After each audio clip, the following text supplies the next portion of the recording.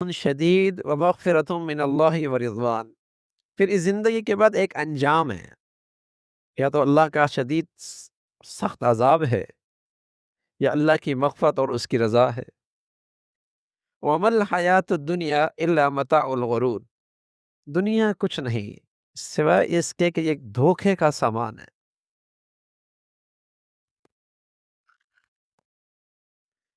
اس کو زاد راہ سمجھو،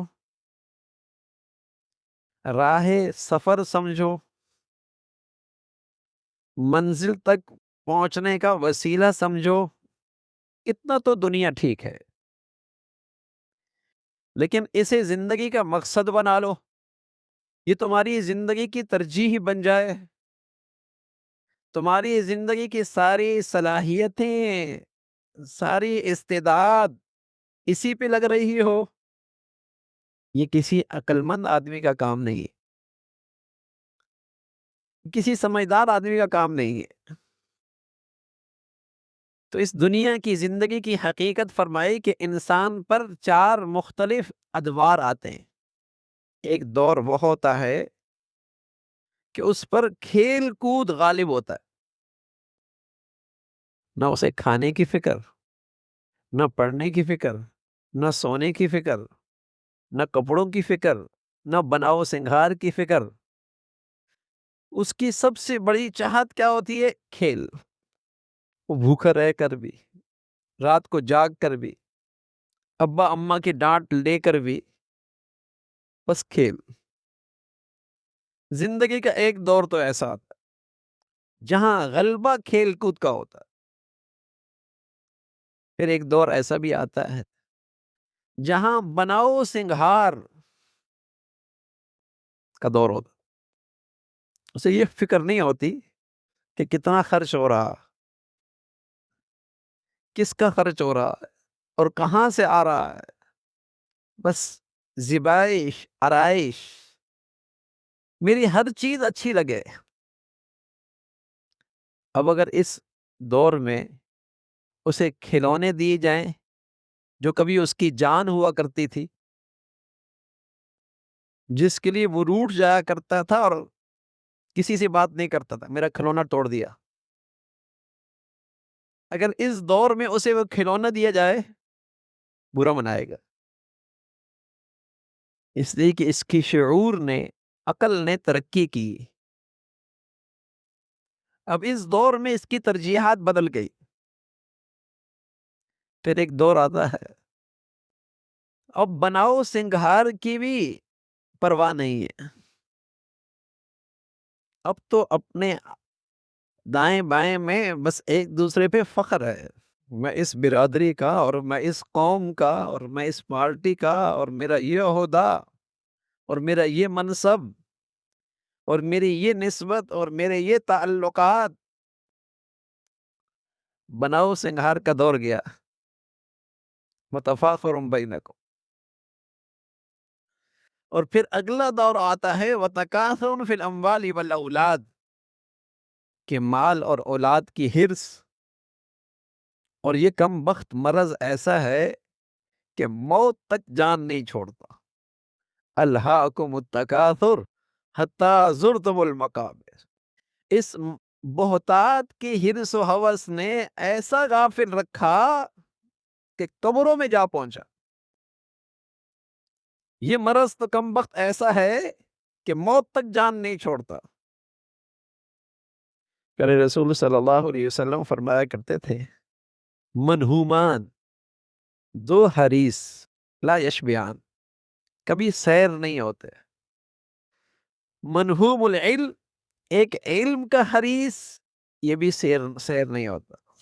اور دوسرا فرمایا منہوم المال، مال کا حریص بھی، اس کا پیٹ بھی نہیں بھرتا۔ اگر یہ دنیا کی وادی سونے سے بھری اسے مل جائے لبتغا نہیں، ایک اور بھی اس جیسی مل جائے، کہے گا لبتغا ثالثاً، تیسری بھی مل جائے نا، یہ پوری دنیا کی وادی اس جیسی ایک اور بھی سونے سے بھری مل جائے لبتغا ثالثاً، کہے گا ایک اور بھی مل جائے نا۔ پیارے رسول صلی اللہ علیہ وسلم نے فرمان لگے اس کا پیٹ ہرس کا ہوس کا قبر کی مٹی ہی بھرے گی وَيَتُوبُ اللَّهُ عَلَى مَنْ تَابَ. ہاں کسی پر اللہ کا فضل ہو جائے، کسی اللہ توفیق دے دے اور اسے قناعت مل جائے، اس کا پیٹ تو بھر جائے گا۔ جس پر اللہ کا فضل ہو جائے، اللہ کی رحمت ہو جائے، اللہ کریم کی مہربانی ہو جائے، وہ تو بچ جائے گا، ورنہ یہ حرص و ہوس کا مرض کم بخت موت تک جان نہیں چھوڑتا۔ فرمایا بوڑھا ہو رہا ہوتا ہے، اعصاب کمزور ہو رہے ہوتے ہیں، جسم میں طاقت نہیں رہتی، لیکن زندگی کی ہوس، مال کی ہوس جوان ہو رہی ہوتی، جوان ہو رہی ہوتی۔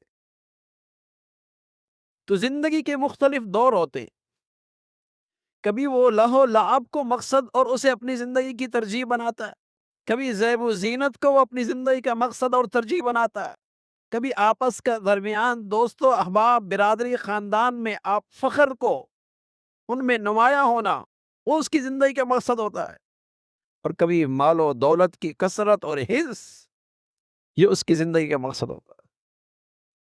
لیکن ہر پہلے دور کو اگر جب سوچتا ہے تو اپنے عقل اور شعور پہ افسوس کرتا ہے، یار وہ بھی کچھ سمجھ تھی کہ میں کھلونوں پہ رویا کرتا تھا، بناؤ سنگہاری میں وقت گزارتا تھا۔